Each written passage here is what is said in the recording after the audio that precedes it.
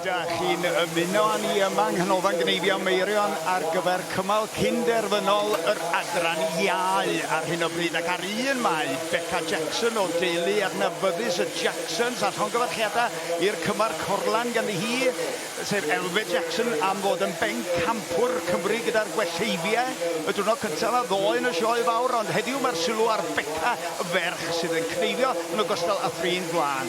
Wedyn ar dda estondin dau mae Bedwyr Griffith, ar dri mae Dian Roberts, a Dian Roberts wedi cael cneifiad arbennig o daclus dyma fo ar hyn o bryd. Cneifiwr gwych, oedd gen o'r marc bwrdd llia, weles i estalwm ar gyfer yr adran Iau. Tybed ydy'r cyflymdra gyda fo rwan hefyd fel cyfuniad mwyn fynd trwodd i'r rownd derfynol.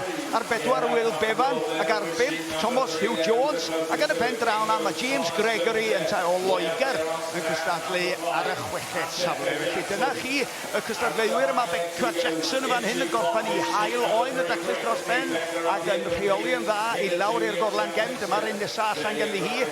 Rwan, gwneud yn siŵr bod yr oen wedi setlo yn ei le ydy'r gamp gyntaf. Gwneud o'n gyfforddus, os ydy'r oen yn gyfforddus, yna mi fydd e'n llawer iawn haws i'w gneifio fo. Ac mae bob trawiad gyda'r handpys na yn golygu ryw symudiad bach gyda'r corff y cneifwyr mwyn stimio yr anifel i wneud yn haws i'w gneifio. Rwan, da ni'n edrych y pen arall ar un o bryd ar Dian Roberts y fan hyn yn gorffen. Oen arall, o na, stondi dail hwnna, Bedwyr Griffith rwy'n gyda i, Bedwyr Griffith i mewn ar gyfer i drydydd oen wan allan o bedwar.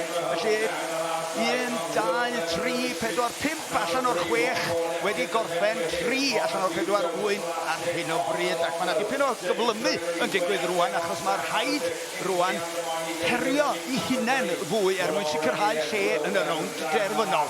Nawr, sef mae'n mynd yma'n hyn efo Thomas Hugh Jones a nôl â ni, oedd eto stodiau herio yn y long blows fel o'n nhw'n galw nhw ydy'r rhain rwan. Da chi'n ennill amser yma na'r trawiadau hir na hyd y cefn.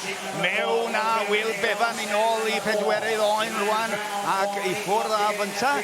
Wedyn golwg o fan hyn ar sydd mae'n mynd i pwydi hwn ddwch Will Bevan unwaith eto, ac ar 5 Thomas Hugh Jones yn mynd rownd y goes ola na rwan ar ei drydydd oen. Felly mae o yn daclus dros ben, Beca Jackson yn daclus dros ben. Gwneud siŵr bod wedi taclusio lawr y goes ol na un ar ôl ganddi hi. Sbiwch pa mor gyflym ydi Elgan Llystyn mewn y fanna yn y gorlan ar gyfer Thomas Hugh Jones. Boys Eryri ar ei gorau yn cael ei gweld y fan hyn unwaith eto. A da ni mor falch o weld cynrychiolaeth eang o hogiau a merched brwd iawn dros gystadlu yma yn y sioe fawr. Dyma sy'n gwneud y sioe i lawer ydy'r ganolfan Cneifio a'r awyrgylch arbennig sydd i'w gael yma. Mae'r brwdfrydedd yn heintus ac ar 6 fan agos ni olwg sydyn ar James Gregory. Dipyn o gythrwbl yn fan hyn.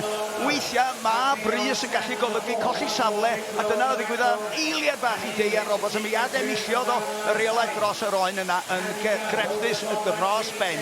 Rwan ta. Golwg fanylach y fan hyn ar, welwch chi enw Heiniger ar y trowsus na, un o gynhyrchwyr offer y Cneifio ydi Heiniger. Ar y drws wedyn yma na mi welwch chi Lister, yna chi'r enw mawr arall o ran y peirianneg ar offer Cneifio, a Lister yn noddwyr selog yma yn y sioe fawr. A'r crysau i gyd wedi cael eu cyflenwi ganddyn nhw, fel bod pawb yn edrych yn broffesiynol a delwedd y sioe fawr yn mynd efo nhw lle bynnag maen nhw'n mynd, achos mae'r enw sioe fawr yna ar gefn y crys. Ac felly ar stodi 4, Will Bevan i'r cyntaf i bwyso'r botwm coch. Pwy tybed fydd y nesaf? Beca Jackson ar yr ochr ddwytha rwan ac yn cneifio yn gyflym ac yn daclus dros ben. Ond draw yn y pen draw na mae Thomas Hugh Jones yn ymestyn dros i ysgwydd mwyn bwyso'r botwm coch. Llongyfarchiadau mawr iddyn nhw. Tybed ydyn ni wedi gwneud digon i fynd i'r rownd derfynol.